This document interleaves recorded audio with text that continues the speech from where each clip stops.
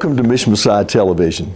You know, for the past several months, all of us have been experiencing what has been deemed a pandemic. Of course, you know that I have often referred to it as the great plandemic. And there's a reason that I have said that, because things do not line up. And we obviously have interviewed a number of doctors and individuals that have confirmed the concerns that we have had. But you know, I think we need to start at this time with a text out of Scripture when Jesus was dealing with individuals that were not able to hear him clearly. And this is over in the book of John. John chapter 8. And Jesus said, "If God were your Father, you would love me, for I proceeded forth and came from God. Neither came I of myself, but he sent me. Why do you not understand my speech? Even because you cannot hear my words. You," and listen closely, "you are of your father, the devil, and the lust of your father you will do. He was a murderer from the beginning and did not abide in truth, because there is no truth in him. When he speaks a lie, he speaks of his own, for he is a liar and the father of it." Wow. So the thing that we see here is the enemy of our soul is a liar. That is who he is, and that is what he does. Now, I want to share some facts with you when I say plandemic versus pandemic. Now, a lot of people have been ravaged with fear, done things they would not ordinarily do because of the fear, given up their rights even out of fear. But I want to give some statistics to you that come right straight out of the CDC. These are the CDC data records for total U.S. deaths. Okay? Now listen closely to these numbers, and you can go research this yourself. But in 2017, there were 2,813,503 deaths. 2018, there were 2,839,206 deaths. 2019, there were 2,855,000 deaths. 2020, there were 2,130,000 deaths. Now let me ask you, if there was truly a pandemic to strike so much fear to close businesses, would death rates actually be down on a yearly basis? I do not hardly think so. And yet we have allowed government to shut our businesses, to shut our churches, and to force us to wear masks and receive vaccinations that did not meet one of the 5 protocol of vaccinations. Today, we are going to talk with Tony Strong of Texas Analytical. Tony is a mechanical engineer, extremely gifted, and an expertise in PPE. I want you to hear today because I want you to hear deeply the lies that we have been told. Stay tuned. You're going to learn some good stuff. Welcome to Mission Messiah Television. I have caught up with a gentleman that I've been trying to catch up with for about the last 3-4 months. Yes, probably Tony. Tony Strong with Texas Consulting. And that's not all of it, Texas Consulting. Texas Consulting Services. But Tony is an expert in some areas that you need to hear from today. So Tony, welcome to Mission Messiah Television. It's a pleasure, sir. Yeah. And Tony and I have known each other for a few years because this building, we are doing this filming today in WOW, the Women of Worth Warehouse and Zip. And Tony originally did an abatement in this building for us some 15 years ago, I guess. Yes, sir. My daughter is 17, so I think it was before her. So Yeah. So right along there. It's been a long time. But anyway, Tony is working on another project for us right now, and we got to visiting a few months ago about a lot of the narratives that are going forth right now concerning masks, vaccinations, and just that narrative that has been invoking so much fear on individuals. And we kind of want to pull back a veil today. I want you to hear from an expert. But Tony, can you give us a little bit of your background and your engineering expertise? I am a graduate from Texas A&M in mechanical engineering. Oh, now we're not going to hold A&M against you now. That's an instant pay cut, isn't it? That's a good place to get a mechanical engineering degree from. And really an engineering background gives a person a background in problem solving and objective measurement, quantifying things, giving true data to things. And true data, real stuff. Imagine that.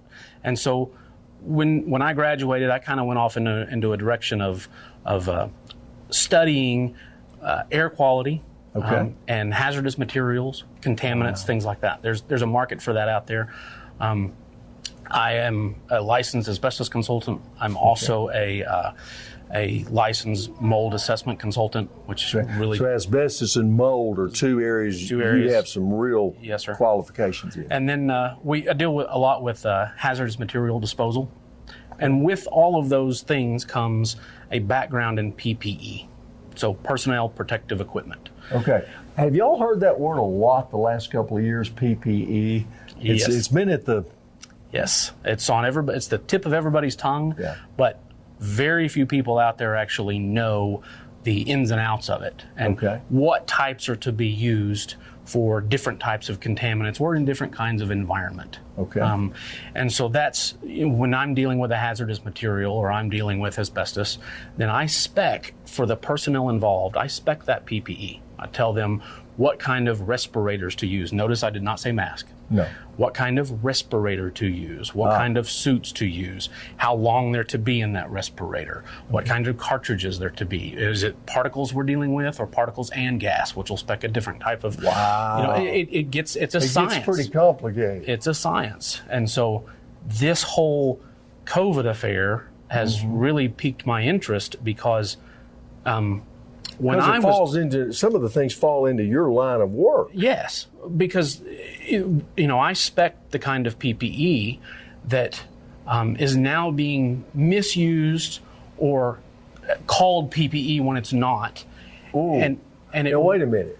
You're telling me that we've been hearing all this PPE thrown around, but what you're telling me, things about PPE are not lining up with actual truth and requirements. Very much so. Very much so. And so, for instance, the popular mask that seems to be mask. You see people driving in their cars wearing these little masks? With a surgical mask. Okay. So a surgical mask is designed for surgery. Where do we do surgery? We do surgery in sterile environments. So if we see a person walking into a store with a surgical mask, they're misusing it immediately. We're not in a sterile environment. And so if you look into the use of a surgical mask in a non-sterile environment, they typically occlude in or around the 20-minute mark. And occlude means it's blocked. It's of no effect. It's of no effect of anything whatsoever. It's like a roadblock. That's exactly right. Now, air being what it is, will find the path of least resistance. So OSHA says that a surgical mask or a bandana. OSHA says this. Yes, sir. They call that a loose-fitting face piece. Not recently, since 1979. Since 1979, these things that people are wearing have been called by OSHA a loose-fitting face piece. Face piece. Yes, sir. Not a mask, But a face piece. Yes, sir. Okay. That is in the OSHA respirator standard, which is 29 CFR 1910.134. And if you look at that information, it's going to tell you that they provide a factor of a protection factor for a mask of 0. Whoa, wait a minute. Yes. These little loose-fitting face pieces, OSHA declared in 1979 were 0 effective And that's for particles at 0.3 microns. Now, the problem is the virus is generally in or around 0.1, 0.12 microns. So if it's got a 0 protection factor at 0.3, what does it have at 0.1? Yes. And so, it's called safety theater. Telling people, put a mask on. It's going to do something. It's going to mitigate something. People, listen to the truth. Listen and understand what is driving this. It is not the truth. It is theater. It's absolute theater. Yeah. So never before in respiratory science or PPE science, never before have we pretended that a loose-fitting face piece could protect someone from a virus. If you look at an environment where scientists deal with viral spores, right? We deal with self-contained breathing apparatuses, scuba. We deal with pressurized breathing and filtered air, special laboratory environments. Right. Never before have we told people, the science says wear a mask, it'll mitigate the spread of the virus. Absolutely, it does not. Actually, what it does is if you have a store full of people with masks, you've created little hot spots. If you're going to pretend that the mask stops the virus, then what you've done is you've created a hot spot in each person's breathing zone of the spore, correct? Okay, so instead of, if you've never dealt with hazardous materials, we have a phrase called the solution to pollution is dilution. Okay, say it again. The solution to pollution is dilution. Yes, sir. So building sciences, modern day building sciences, buildings are put under positive pressure. In other words, air doesn't come into the building. Right. Air is forced into the building and flushed out. Okay. But now we're pretending that these masks work. And so if we take that as a scientist, you say, okay, well, now I've got hot spots of this stuff all over this store. Right. Now you've, instead of flushing contaminants out of the building the way modern science does, you've created hot spots. So you've got it right in your breathing zone. Yes. You're breathing it in. That's right. Now if I'm hearing you right, it is more dangerous to wear than not wear. I absolutely, I've maintained that from the beginning. Yeah. And it's not just my opinion. No, so this is science. This is science. Right. Now, biologically, if I have any item, if I have your jacket, right, if I have my hat, if it's contaminated with something, whatever we're calling a contaminant, if it's got a virus in it, if it's got bacteria in it, if it's contaminated in any way, that is called a fomite, F-O-M-I-T-E. Okay? A fomite. Fomite, okay? So what that means is that if I've got a contaminated mask, right, if I touch that, and then I touch something else, that's called fomite transfer, okay? Now there's been studies done where they take the ultraviolet dye and they put it on a mask. Right.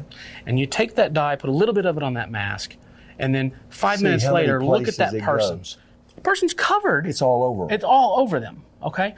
And so if we're going to pretend like the mask caught the virus, well, that mask has kept it in my breathing zone and thus contaminated. Spread it all over my entire body. Instead of letting building science do what building science does, letting air dilute pollution the way air does. That's why anytime you're ever open a bottle of bleach, what's it say? Do it in a fresh air environment. Yeah. Plenty of ventilation. So you can dilute. Absolutely.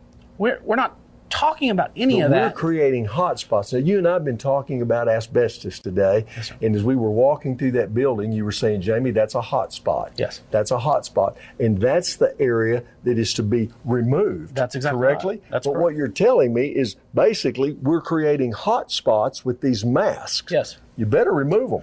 And not only from... Look at, there's been studies where you will take a mask that's been worn for however long, and they cut it open and they send it in for analysis through a forensics lab. Right. And what you find is the COVID is not really the problem. You've got bacteria, you've got skin cells, built up insect in parts, filthy. insect feces. And it's skin cells from other people. It's, all of these things all trapped in that. that we need to be diluting with fresh air. Yeah. Okay? And so So let me ask this, Tony. Could it be possible that when you really look at this thing, that this thing is literally been used to, in fact, engender infection? I would argue that it has been, that the misuse of PPE has spread this worse than it would had we just approached it the same way we did Always the have. flu and the cold, with treatments. Yeah. And, while we're there, and I know our time's running right now, talk to us just a little bit about last year's numbers on flu and COVID for people's benefit. Sure. Well, if you notice last year, the flu disappeared. Completely. And Nobody died of the flu last exactly. year. And a critically thinking person takes a look at that and you go, okay, well, we've been tracking numbers on that for 100 years, right? And so we have this data trend. And when we're looking at science, we're always questioning science, right? Right. That's the nature of science. Question everything, right? Right. Okay, so we look at these data trends for the last 100 years, and the flu was, it had peaks and valleys and things like this. But the trend is we've got flu we have the flu season. We have the flu shot. Right. And they tweak the flu shot every year for different kinds of variants in the flu, right? Okay, last year, this trend went like this, and then boom. Whoa! Fell Nobody off a caught cliff. the flu in 2020. Imagine that. And so critically thinking people, I'm not a doctor, but I can Right. look at a data trend and wonder what in the world's happened. And then you have people that are in the pharmaceutical industry going, wait a minute, Tamiflu did not leave the shelves last year. Wow. It wasn't They couldn't prescribed. sell their drugs for flu because nobody got the flu in 2020. So people were questioning that. People like me were just going, okay, tell me what's really happening here. Well, you don't see it on the news. You don't Right. you don't see Fauci talking about it. No. You don't see that question presented in pursuit of some sort of truth. Okay. Right. So you see all the lies in the media and all this kind of thing. Okay, so now fast forward to this year. Okay. Just yesterday, the CDC has announced Okay. Just yesterday, the CDC has announced, yes, they are scrapping the PCR test. whoa, that test that everybody had to take, that you had to line up in your car at the mobile units and take a PCR. What are they saying about it now? Because they change every few days, but what are they saying now, Tony? They're scrapping it. As of the first of the year, they're saying, and the reason being that it cannot differentiate between the flu and a SARS or a COVID virus. Okay. And so we look at that and we go, well, wait a minute. Whoa. Some of us questioned that a year ago, a year Right. and a half ago. Yeah. Where'd the flu go? And it took, our supposedly high and mighty government agency, the CDC, which is, maybe they used to be, but they're now political. Right. But now it's taken them that long to come, and they don't tell us, hey, you were right. They don't come out and say, No. hey, we've got these tests. No, they just go, we're scrapping that test. Yeah. Okay, and so, and some of us knew that all along. If you just read on the internet about a PCR, it's called polymerase chain reaction. Okay, Right. It's where they take and they swab your nose, Right. and they take RNA and they Drive look it up your brain. That's right. Membrane. and they take RNA and they look for DNA. It breaks RNA down to DNA, and it looks for the biological components of a virus, Right. And they can actually do it for different things, but in this case, we were doing it for a virus. Okay, so what happens if you were just in an environment where you happened to be exposed to SARS and it was in your system? Well, that test will find gonna it. be there. And you got diagnosed with COVID. COVID, not You flu. may be but COVID. completely asymptomatic. It may have been the flu. You may have had it and gotten over it because, oh my gosh, God gave me an immune system Yes. to An deal with amazing, a lot of amazing things. immune And system. so the whole thing speaks to theater for me Yeah. because I practice what I do in industry is called industrial hygiene. Right. And so people who do what I do, who are oftentimes much, much, much better than I am, they're not seeking those people out. For instance, a doctor is an expert in medicine. I don't question the doctor. He's in medicine. A doctor is not an expert in PPE. Right. For since 1979, the experts on PPE has been OSHA. Do you see OSHA being questioned by Fauci or our government in any way? Are they the ones up there being questioned by Congress? No. They are the ones who have the respiratory standard. They are the ones who tell us the science behind the PPE. They're the ones who are doing that study. I'm sorry, it's not the doctors, okay? Right. And they may be acting on bad advice. I think, I wholeheartedly believe they are. Yes. But we're misusing PPE, and the proof is in what we do in industry practice. To effectuate a theater scene. A theater scene. And the numbers don't lie. There's truth in the numbers. Right. Asbestos. Asbestos is a particle, a natural particle. God put it on Earth. We know it's dangerous for us, so we know how to approach it and use it and work with it. Average asbestos fiber is about 7 microns long. Okay. So if it's 7 microns long, that's this long compared to COVID, which is 0.12, right? Okay.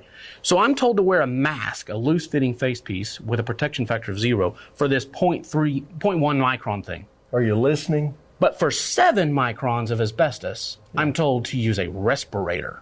Yeah. With varying protection factors depending on cartridge, half face, full face, that kind of thing. Yeah. But I'm never in industry practice, and I've done asbestos for a long time. Yeah. Never in industry practice have I ever been told to use a mask for a 7 micron long particle. I've been told to use true respirators. Wow. In fact, if we were ever to be caught in a containment working with asbestos wearing a mask, we would be written up. Yeah. And so that's the nonsense behind it. Yeah. Where that number doesn't lie.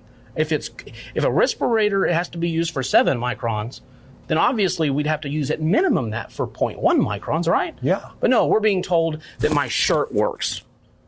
We're being told that, a mask Do you works. understand what he's saying? 7 microns versus 1. That thing is minuscule in comparison. So how in the world, if it requires a respirator for 7, what in the world, how do you think a mask would work for a 1? It does not. It will not work. By definition. So let's move right here. Why would they be perpetrating such a lie? That's what we better ask right now, because they've gone from one lie to another lie, as you are seeing results from these vaccinations and the necessity of another shot and another shot and another shot. What does this mean? Has to be an agenda behind it. There's something going on that we're not being told about. And everybody can ramble on about what they think that agenda might be, because at that point it's really just opinion. Being a Christ follower, it's real simple to me. The agenda is not truth. Amen. Whatever that fear or whatever that falsehood is, it's not truth. I'm a simple man. I've got my numbers. I've got what I do in this industry. And just what I do in my little world tells me this is all a lie. Because it's physically hard for me to walk into a store and be told to wear a mask. It's hard for me to go to the airport and be told to wear a mask, because I know it's not true. It's theater. It's like being forced to say that the sky is green. Yeah. When I know the truth that the sky is blue. But I'm being forced to say it's green. Yeah. That's the same way I feel when I walk onto an airplane and have to wear this mask or gaiter or whatever pretend thing they have. And so you have to wonder, why? Why would I? And it's simple. It's a lie. It's not truth. And we've moved away from being a God-centered country to being a man-centered country. And we're reaping the consequences. Very much so. Reaping the consequences. So, Tony, what do you want to tell our viewers now? What do you want to encourage them with? Don't live in fear. Come on. One more time. If you are a Christ follower, or maybe just feel the leading to move towards Christ, Jesus does not want us living in fear. You cannot live, it's a fact, you cannot live in fear and faith at the same time. Come on. Pick one. I choose to live in faith. Come on. God is God. the one and only. And the reason this country was so great is because our founders recognized, and no, they weren't perfect men. No. But what they did recognize is we had God-given rights. Yes. Born into this world. Innately. Yes. And as we moved as a country, starting 100 years ago, we tended to move God out. And if you create a void in a country, in a government, in your heart, if you create a void, something else is going to move in. That's right. And what moved in was man, and man, that inherently is sinful. Amen. And I don't know what each man's sin is, but I know what's going on right now is a bunch of lies. Amen. Wow. Tony Strong, I would love to do this some more with Anytime, you, brother. sir. Yeah. Anytime. Blessings. Blessings. And Tony, we'd love to put your company or a way to contact you if anybody's got any questions or Sure, anything. absolutely. That'd be good. Up on the Absolutely. bottom of the screen. Yes, sir. The Lord bless you. Thank you, sir. Listen up. We hope you had a wonderful Christmas, and we just want to thank you for all of you that shopped with us at WOW, and now you absolutely know that WOW is marching forward. And as we move into this new year, one of the things that we have really done the last couple of months that we are excited about bringing you are more Christian gifts. We sold a lot through Christmas, and we saw the demand for Christian-oriented gifts. We also have really increased the size of our baby department. And you know what? Does this not say it all? This baby's telling it right here on this little onesie. Ain't no mama like the one I got. But you know, we've got several of those that I just love. This one, fearfully and wonderfully made. But all of these things you can find at WOW. But I want to tell you some other exciting news that you may or may not have heard. We have moved Zip from the other end of the shopping center into the WOW building. So now with WOW here and Zip here, you can pick up your baby gift, take it over and get it embroidered. You can come in and get your copy made and come over and find that birthday gift. So we hope to see you soon at WOW Zip. The Lord bless you and keep you.